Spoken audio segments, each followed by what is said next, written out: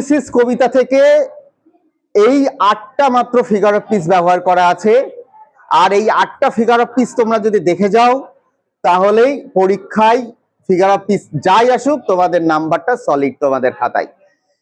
কোন কোন লাইনে কোন কোন ফিগার অফ পিস আছে তোমরা এই চার্ট থেকে দেখতে পাবে। এমন কিছু লেখা যেগুলো বাস্তবে সঙ্গে পরিপূরকভাবে মিলবে না, সেই ধরনের লেখাগুলোর ভিতরে যে শব্দগুলো ব্যবহার করা হয় বা যে ফিগার অফ পিস গুলো ব্যবহার হয় সেগুলোকে বলা হয় মেটাফোর। তাহলে ইউলিসিস কবিতায় কোন কোন লাইনগুলো মেটাফোর ব্যবহার করা হয়েছে তোমাদের সামনে বলি। তোমরা প্রত্যেকে বইগুলো ব্যবহার করো, দেখো, এবং আমি যে লাইনগুলো বলছি সেই লাইনগুলো মার্কিং করো। মেটাফোর ব্যবহার করা হয়েছে first line, it little profits than an ideal king. একটা অলস রাজার পক্ষে এটা কোনো লাভই নয়। By the still hearth among this barren crags, এই মানে বর্বর জাতিদের মাঝখানে এই একটা উষ্ণ উনানের পাশে বা ঘর গরম চুল্লির পাশে বসে থাকা, এটা একজন অলস রাজার কাছে কোনো লাভের কিছু নেই। তার মানে 1 নম্বর লাইন এবং 2 নম্বর লাইনে কিন্তু ফিগার অফ পিস মেটাফোর ব্যবহার করেছেন কবি। তাহলে আবারও বলি, 1 নম্বর লাইন আর 2 নম্বর লাইনে কবি কোন ফিগার অফ পিস ব্যবহার করেছে? মেটাফোর। আর মেটাফোর কোথায় ব্যবহার করেছে একটু দেখে নি। 16 নম্বর লাইন, কবিতার 16 নম্বর লাইনে দেখো রয়েছে, and drunk delight of battle with my peers। বলছে আমি আমার সমস্ত সহযোদ্ধাদের সঙ্গে আমি সেই যুদ্ধের সেই মুহূর্তটাকে যেন মনে হচ্ছে পান করেছি। এখানে কোন যুদ্ধ? ট্রয়। তার মানে আমরা 16 নম্বর লাইনে তোমরা প্রত্যেকে লিখে নেবে মেটাফোর ব্যবহার করা হচ্ছে। আর কোথায় মেটাফোর ইউজ হচ্ছে দেখো, 23 নম্বর লাইনে কবিতার, to rust unburnished not to shine in use. মানে বলছে যদি আমি এইরকম ভাবে পড়ে থাকি, এটা এই জিনিসটা অর্থাৎ নিজেকে একটা লোহার সঙ্গে তুলনা করেছেন কবি, যে ইউলিসিসকে, যে এটাই সত্যি জং পড়ে যাবে, যেটা আর কোনোদিন কি চকচকে হবে না। কারণ জীবন, দেখো আমি কি বললাম, যেটা বাস্তবের সঙ্গে কোনো মিল নেই। দেখো এখানে বলেছে to rust unburnished not to shine in use, এটা মেটাফোর। কারণ ইউলিসিসের লাইফ, একটা জীবন কোনোদিন একটা লোহার মোর্চার সঙ্গে মিলতে পারে না। তার জন্য এখানে রূপক হচ্ছে। আর আছে, আর মেটাফোর আমাদের এই কবিতায় নেই। তার মানে আমরা এখানে এই টোটাল 70 লাইনের মধ্যে 4টে লাইন কিন্তু পেলাম যেখানে মেটাফোর ইউজ করা আছে। আবারও বলি, 3rd সেমিস্টারে যারা পরীক্ষা দেবে 12 ক্লাসের, ফিগার অফ পিস কিন্তু 2টো থাকবেই এই বছর। আর এই ক্লাসগুলো করো।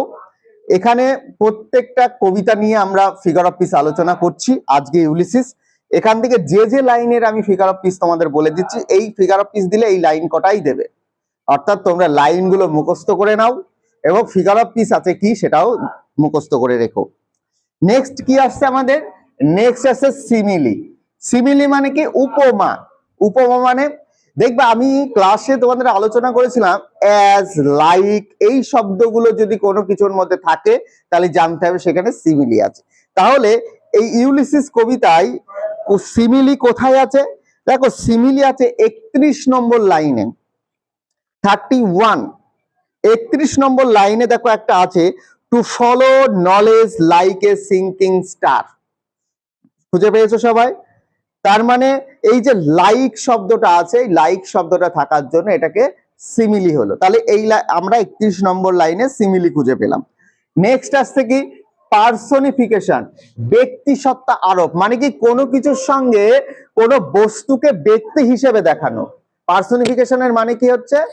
কোনো বস্তুকে ব্যক্তি হিসেবে দেখানো। তাহলে এই কবিতায় কোথায় কোথায় পার্সনিফিকেশন ফিগার অফ পিস আছে? দেখো প্রথম তোমরা 12 নম্বর লাইনে চলে আসবে। 12 নম্বর লাইনটা আছে দেখো, for always roaming with hungry heart. দেখো হাংরি হার্ট হচ্ছে এখানে পার্সনিফিকেশন করা হয়েছে। কারণ মানুষের কোনোদিন হাংরি হার্ট কাদের হয়? অ্যাকচুয়ালি পশু, তাই তো? তার মানে আমরা 12 নম্বর লাইনটা কিন্তু পার্সনিফিকেশন পাচ্ছি।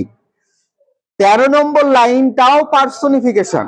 13 নম্বর লাইনটা যেটা আছে, much have I seen and known cities of men, বলছে আমি যাদের সঙ্গে দেখেছি, দেখা করেছি, তাদের সম্পর্কে অনেক শহরের মানুষ সম্পর্কে জানতে পেরেছি, তার মানে এটাও পার্সোনিফিকেশন। 14 নম্বর লাইন যেটা আছে না, এই তোমার হচ্ছে 13 নম্বর লাইন পর্যন্ত পার্সোনিফিকেশন আছে। তাহলে আর কোথায় পার্সোনিফিকেশন আছে? না, আর কোনো জায়গায় পার্সোনিফিকেশন নেই। এবার আমরা জানবো হচ্ছে অ্যালিট্রেশন, অনুপ্রাস। দেখো আমি ক্লাসের শুরুতেই আমি বলেছিলাম যে আমি তোমাকে সাদা সবুজ সব রঙের ফুল দেব।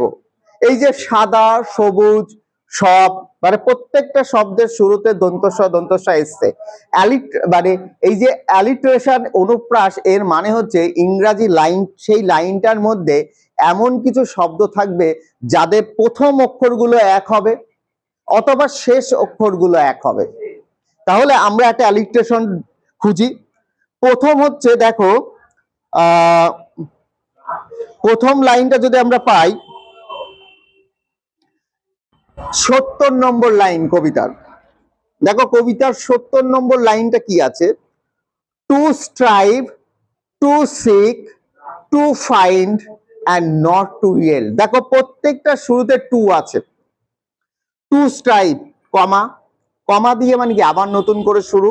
টু সিক, আবার কমা। টু ফাইন্ড, তার মানে কি শুরুতে দেখতে পাচ্ছ কি আছে? টি, তাই না? টিও টু মানে টি, তার মানে এই লাইনটা অর্থাৎ 70 নম্বর লাইনটা কিন্তু আমাদের অ্যালিট্রেশন হবে। নেক্সট 49 লাইন, 49 লাইনটা যদি আমরা দেখি, দেখো ফ্রি হার্টস, ফ্রি ফোরহেডস, দেখো কি আছে, দেখো ফ্রি হার্টস, ফ্রি ফোরহেডস।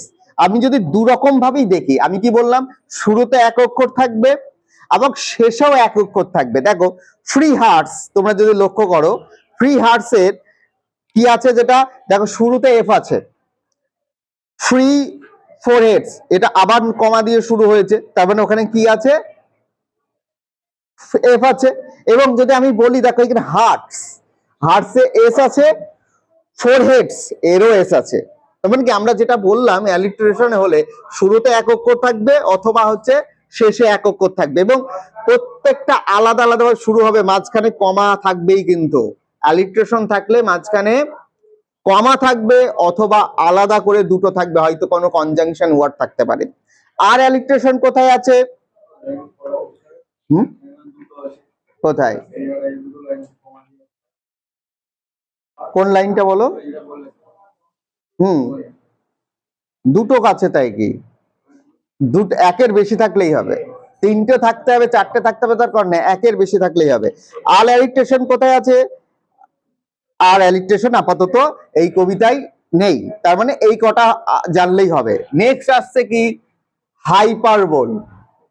দেখো হাইপারবোল মানে আমি লিখেছি অতিশয়োক্তি, মানে কি বিষয়টাকে বাড়িয়ে বলা। মানে অনেক কিছু আছে দেখবে আমরা কথা একটু বাড়িয়ে বলি, মানে যা হয়নি তাও আমরা এমন ভাবে উপস্থাপন করি মনে হয় যেন বিরাট কিছু হয়েছে। তো সেই রকমই, তাই এখানে আমাদের হাইপারবোল কোথায় আছে? দেখো 18 নম্বর লাইন, কবিতার 18 নম্বর লাইনটা বার করো। দেখো লেখা আছে, I am A part of all that I have made. বলছে আমি যাদের যাদের সঙ্গে মিশেছি বা আমি যাদের যাদের সঙ্গে ছিলাম, আমি সবার অংশ হয়ে গেছি। তখন এটা বাড়িয়ে বললো, এটা কোনোদিন সম্ভব নাকি? আমি যাদের সাথে, আমি ধর যাদের সঙ্গে মিশেছি, আমি তাদের মতো হতে পারবো? আমি একটা পর্তুগিজ ফ্যামিলির সঙ্গে মিশলাম, আমি পর্তুগিজ হয়ে যাব? বা আমি হচ্ছে একটা ট্রয় যুদ্ধে আমি অ্যাকিলেসের সঙ্গে মিশেছি, আমি তো অ্যাকিলেসের মতো হতে পারবো না। তার মানে কি হাইপারবোল এখানে কত নম্বর লাইনে আছে? 18 নম্বর লাইন কবিতার, সেটা হচ্ছে হাইপারবোল। হলো হাইপারবোল আর নেই। নেক্সট আসছে কি? আইরনি, পরিহাস। আইরনি বিষয়টা হচ্ছে কি, দেখো তোমাদের লাইনটা দুলে যদি বোঝায় তাহলে বুঝতে পারবা। আইরনি বিষয়টা এখানে এমন কিছু, এখানে আইরনিটা সেইভাবে নেই।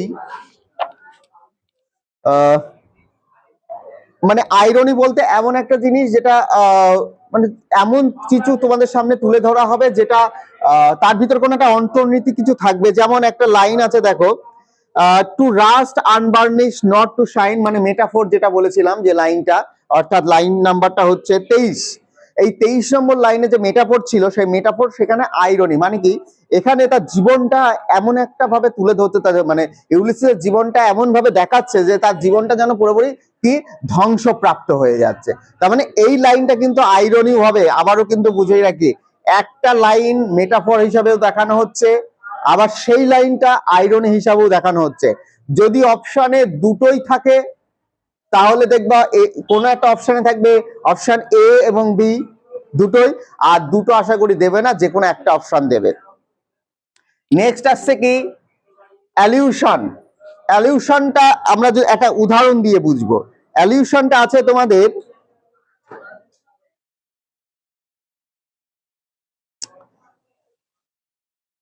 প্রথম দু লাইনে, অর্থাৎ লাইন 1 এবং 2। দেখো এই যে প্রথম দু লাইনও কিন্তু আমি তোমাদের সামনে মেটাফোরে আলোচনা করেছিলাম। লাইন 1 এবং লাইন 2 মেটাফোর। প্রথম দু লাইন পড়লে যার মানে আসছে দেখো, একটা তার ইউলিসিস তার মনের যে কথাটা, অর্থাৎ মনের যে অন্তর্নিহিত মানেটা, সেটা বলছে যে কি সে সারা জীবন অন্বেষণ করে গেছে, অন্বেষণ করার ফলেও সে চাইছে না যে তার শেষ বয়সে এসে সে তার স্ত্রীর সঙ্গে তার সাংসারিক জীবন কাটাক, এবং এই মানে বর্বর যে ইথাকাবাসী আছে যারা শুধু খাই দাই ঘুমাই তাদের সঙ্গে জীবনযাপন কাটায়, এই জিনিসটা সে কিন্তু চাইছে না। তাই এটা তার জীবনের একটা পরিহাস বলতে পারো, বা তোমার হচ্ছে যেটা আমি লিখলাম হচ্ছে সংকেত সংকেত চিহ্ন, যে আমি আগামী দিনে এইগুলো করতে চাই, আমি এইগুলো থেকে থাকতে মানে বাদ থাকতে পারি না। অ্যানিস্থেসিস বিরোধালঙ্কার, মানে কি পুরো আলাদা টাইপের একটা বর্ণনা। এটা আমরা একটা উদাহরণ দিয়ে দেখি, দেখো গ্রেটলি হ্যাভ সাফার্ড গ্রেটলি, মানে কি আমি মারাত্মক ভাবে, দেখো লাইন নাম্বার 8, আই হ্যাভ মানে দুটো জিনিস আলাদা আলাদা করে বোঝাবে। মানে কি বলছে দেখবো, আমরা এরকম বলি না যে ভালো মন্দ যাহাই আসুক সত্যরে লহদে, এই যে ভালো মন্দ দুটো তো আলাদা। তারপরে সবাইকে কিন্তু বলছি যে ভালো হলেও নাও মন্দ হলেও নাও। তার মানে কি এখানে লাইনটা ভালো করে বোঝ তোরা। 7 নম্বর লাইনটা যে আই হ্যাভ এনজয়েড, 8 নম্বর লাইনে কি আছে greatly, I have enjoyed greatly, have suffered greatly, মানে কি আমি অনেক সময় খুব আনন্দটা খুব ভালো করে অনুভব করেছি এবং ভালোভাবে দুঃখটাকেও অনুভব করেছি। তার মানে কি দুটো জিনিস আলাদা। মানে বুঝতে পারলাম তাহলে কি, যে রাত্রি এবং দিন, এই যে দুটো জিনিস বিপরীত, দুটোকেই যেমন গ্রহণ করতে হয়, ভালো মন্দ দুটোকে যেমন গ্রহণ করতে হয়, সেরকমই বলতে চাইছে। সেখানে আমরা কি ইউজ করব, অ্যানিথেসিস ব্যবহার করব। কি সেটা অ্যানিথেসিস, দেখ বিরোধালঙ্কার, মানে কি দুটোর আলাদা আছে। তাহলে এই কবিতায় কোন কোন লাইনগুলো অ্যানিথেসিস আছে আমি বলে দিই। 7 নম্বর 8 নম্বর লাইন হচ্ছে অ্যানিস্থেসিস। নেক্সট কোথায় আছে 55 নম্বর লাইন।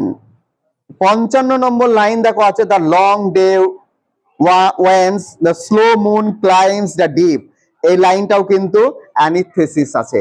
তাহলে আবারও বলি, ইউলিসিস থেকে এই কটা ফিগার অফ স্পিচ আমি যদি এখানে একটা চার্ট বানিয়ে দিই, তাহলে আমি এখানে আরেকবার লিখতে পারি যে মেটাফোর আছে কত কত নম্বর লাইনে, কত নম্বর লাইনে মেটাফোর আছে, লাইন নাম্বার গুলো আমরা এখানে লিখে নেবো। 1 নম্বর লাইন, 2 নম্বর লাইন, তারপর 16 নম্বর লাইনে আছে, আর 23 নম্বর লাইনে আছে। সিমিলি আছে কত নম্বর লাইনে,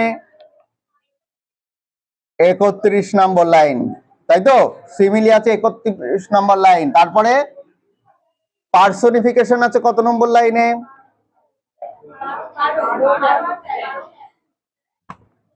12 নম্বর লাইন, 13 নম্বর লাইনে, ঠিক আছে। অ্যালিট্রেশন আছে কোন কোন নম্বর লাইনে,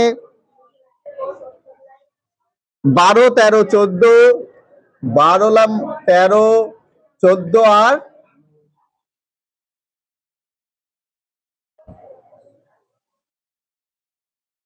49 49 আর লাস্ট সেটা কি 70। তার মানে আমরা জানতে পারলাম যে এই কবিতার এই লাইনগুলো হচ্ছে অ্যালিট্রেশন আছে। নেক্সট আছে কি হাইপারবোল। হাইপারবোল আছে 18 নম্বর লাইন। হাইপারবোল আছে কত নম্বর লাইন? 18 নম্বর লাইন। Next irony. আইরনি আছে 22 এবং 23 নম্বর লাইন। 22 এবং 23 নম্বর লাইন। অ্যালিউশন। অ্যালিউশন আছে